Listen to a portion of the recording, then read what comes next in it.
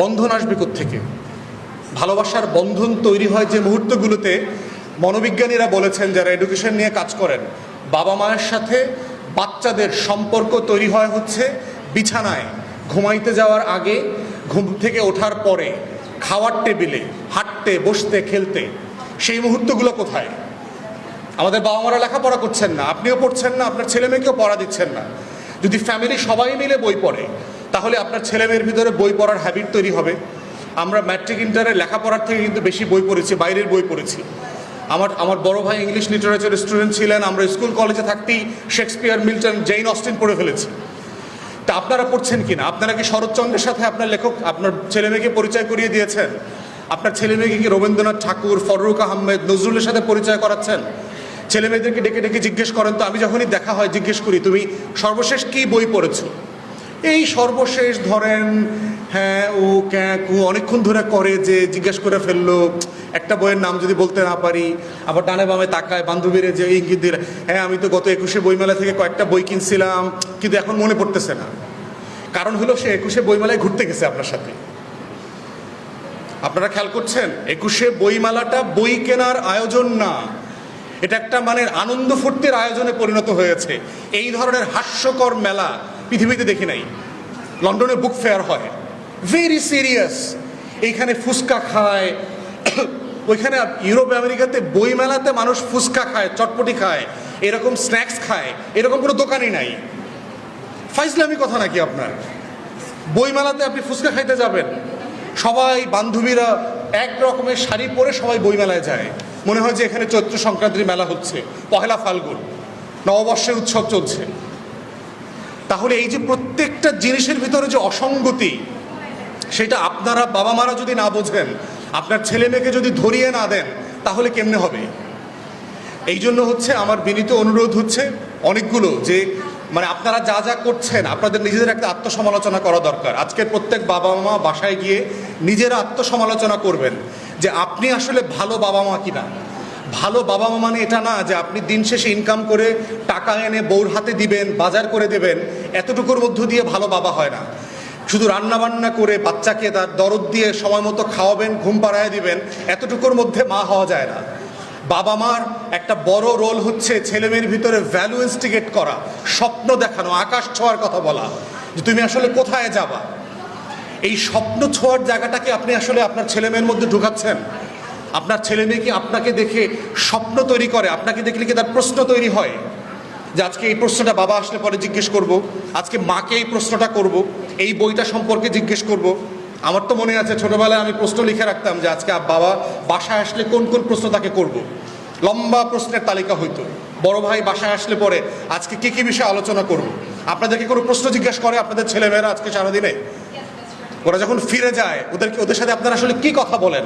খাওয়া দাওয়া, fried chicken, noodles, বাইরে যাও, কোচিং, এর বাইরে আসলে আপনি কি আলাপ করেন তাদের সাথে, যে আলাপটা তাকে উন্মুক্ত করবে, পৃথিবীর সাথে পরিচয় করায় দিবে, আপনার সাহিত্যের সাথে, আপনার সম্পদের সাথে, ইতিহাসের সাথে, দিন তারিখের সাথে পরিচয় করবে, আপনার জাতির বড় বড় ব্যক্তিদের সাথে পরিচয় করিয়ে দিবে। আপনাকে তো রোল মডেল বলতে হবে যে তোমাকে ওই মানুষটার মতো হইতে হবে, তোমাকে ওই হিমালয়ের চূড়ায় উঠতে হবে, তোমাকে ওই পাহাড়টা পাড়ি দিতে হবে, তোমাকে ওই মহাকাশে যেতে হবে, যে এই মহাকাশ এই পৃথিবীর বাইরের আকাশ, তোমাকে চাঁদ ছুঁইতে হবে, মঙ্গলে যেতে হবে। এই গল্পটা কি আপনারা করেন? এই স্বপ্নটা কি আপনারা দেখান? তাহলে না দেখাইলে শুধুমাত্র খাওয়া দাওয়া, তো রেস্টুরেন্টে গেলেও তো বাচ্চা মানুষকে খাওয়ায়। টাকা থাকলে কি আসলে খাওয়ার জন্য বাবা মা লাগে?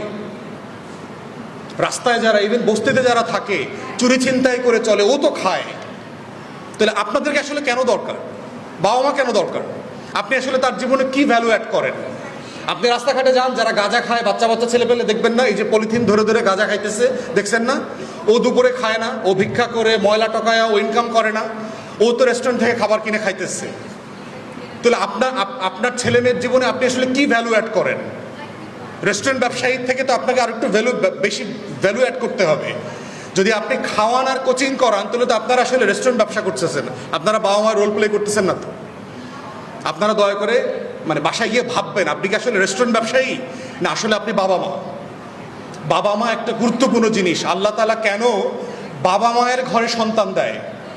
আমরা যারা বিশ্বাসী মানুষ, আল্লাহ তাআলা চাইলে তো গাছের গোড়ায় গোড়ায় প্রত্যেক দিন সকালে ফল ফুল যেভাবে ঝুলে থাকে, একটা করে ছেলে মেয়ে ঝুলে থাকতে পারতো, সবাই মানুষ গিয়ে গিয়ে ওই গাছ থেকে ফল পাড়ার মতো করে বাচ্চা পেরে নিয়ে আসতো, সেটা তো হইতে পারতো।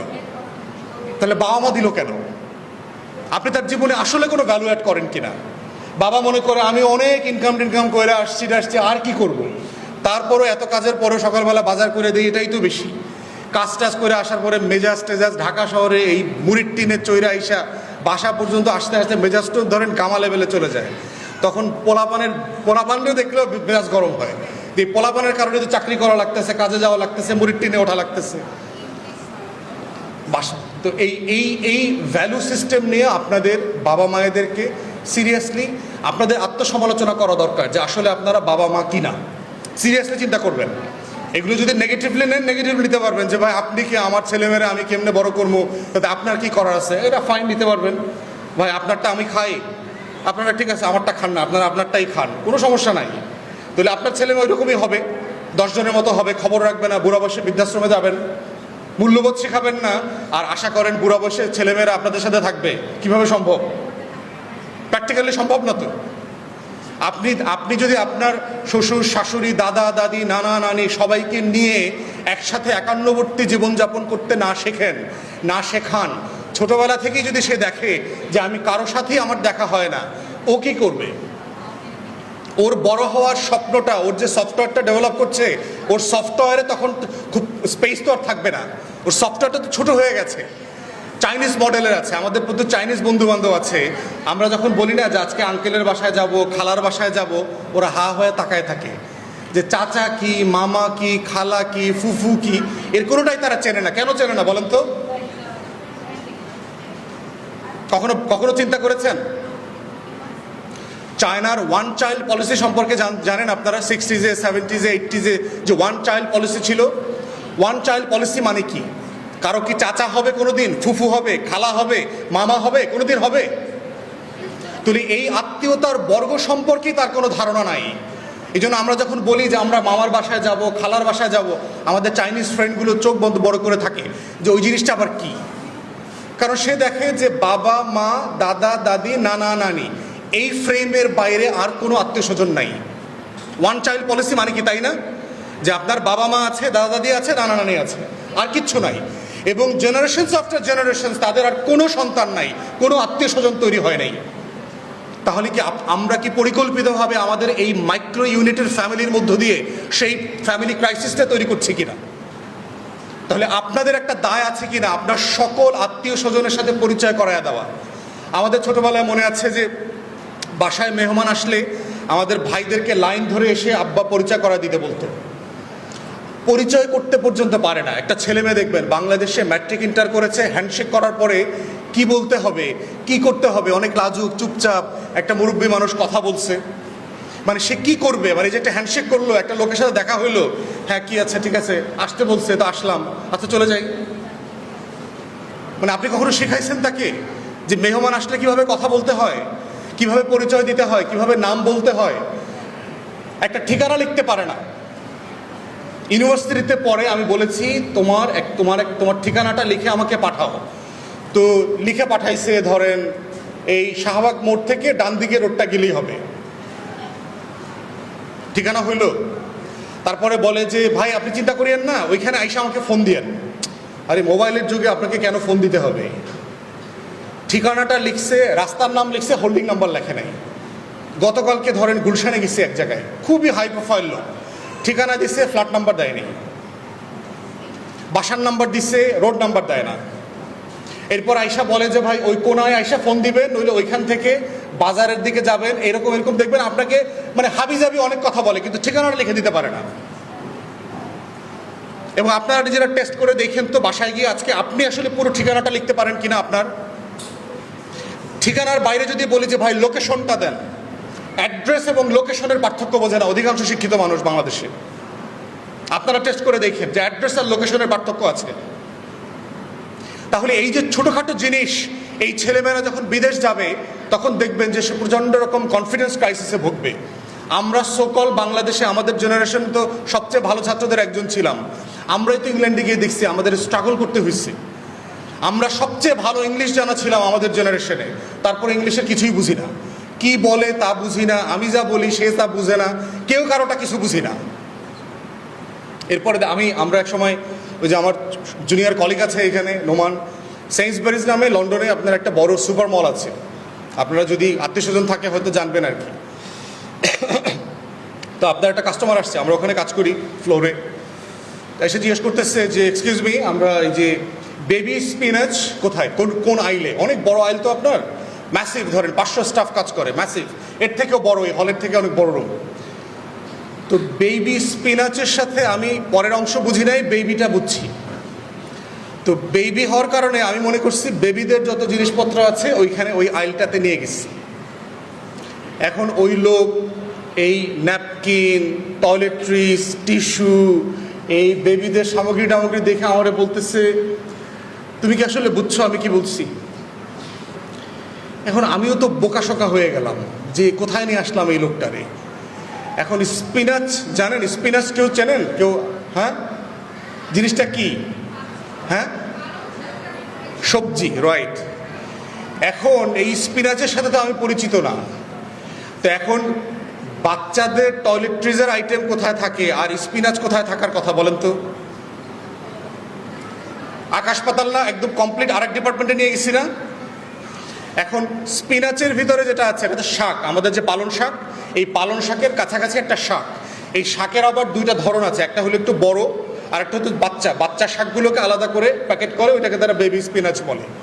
তাহলে এখন চিন্তা করেন, এই যে আমাকে বোকা বানাইলো, আমি যে বোকা হইলাম লন্ডনে গিয়া এত ইংরেজি জানার পরেও, এটার জন্য দায়টা কার? এই সোনার বাংলার না? এই সোনার বাংলা রাষ্ট্র যারা চালাইছে, এই যে নৈশ বিশ্ববিদ্যালয়, নৈশ কলেজ করে দেবার জন্য যারা 900 বিশ্ববিদ্যালয় করে দিবে বলছে, এই সোনার বাংলার শিক্ষকদের না, শিক্ষামন্ত্রীদের না, রাষ্ট্র যারা চালাইছে গত 53 বছর ধরে। ইভেন আপনি আমাদের গ্রামের আগের জেনারেশনে, পাকিস্তান আমলে, ব্রিটিশ আমলে যদি মুরব্বী থাকে, তারা দেখবেন আমাদের থেকে ভালো ইংরেজি জানে। আমি ক্লাস 5-6-এ পড়া কৃষককে চিনি আমার গ্রামে যে ভালো ফ্লুয়েন্ট ইংলিশ বলতে পারে, আর ঢাকা বিশ্ববিদ্যালয়ে ইংলিশে অনার্স মাস্টার্স করেও 10 মিনিট শুদ্ধ করে ইংরেজি বলতে পারবে না। মানে আপনার ছেলেমেয়েরা স্কুলে পড়তেছে, স্কুলে পড়ার পরে আমাদের তো ইংলিশ কম্পালসারি, তারপরেও কেন আপনাদেরকে আবার ইংলিশ অলিম্পিয়াডে আসতে হচ্ছে? মানে এটা একটা প্রশ্ন না আপনাদের জন্য? এটা অসঙ্গতি না আমাদের লেখাপড়ার? যে 12 বছর লেখাপড়ার পরে কেন আবার তাকে ইংলিশ নতুন করে শিখতে হয়? কেন সে আইএলটিএসে ফেল করে? তাহলে সেই বাস্তবতাগুলোতে আমরা যেটা বলার চেষ্টা করছি বাবা মায়েদেরকে, সেটা হচ্ছে দয়া করে আপনারা বাসার ভিতরে একটা ক্রিয়েটিভ এনভায়রনমেন্ট তৈরি করেন আপনার ছেলেমেয়েদের জন্য। লেখাপড়ার নামে যে প্রেশারটা দিচ্ছেন এটা কমান। তাকে দুনিয়ার সাহিত্যের সাথে, সারা পৃথিবীর বই পুস্তকের সাথে পরিচিত করান, দস্তয়েভস্কির সাথে পরিচিত করান, প্লেটোর সাথে পরিচিত করান, আল্লামা ইকবালের লেখার সাথে পরিচিত করান, তারপরে হচ্ছে গালিবের সাথে, হাফিজের সাথে পরিচিত করান।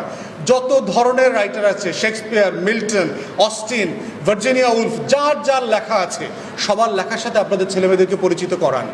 বাংলাদেশের মাটির সাথে পরিচিত করান।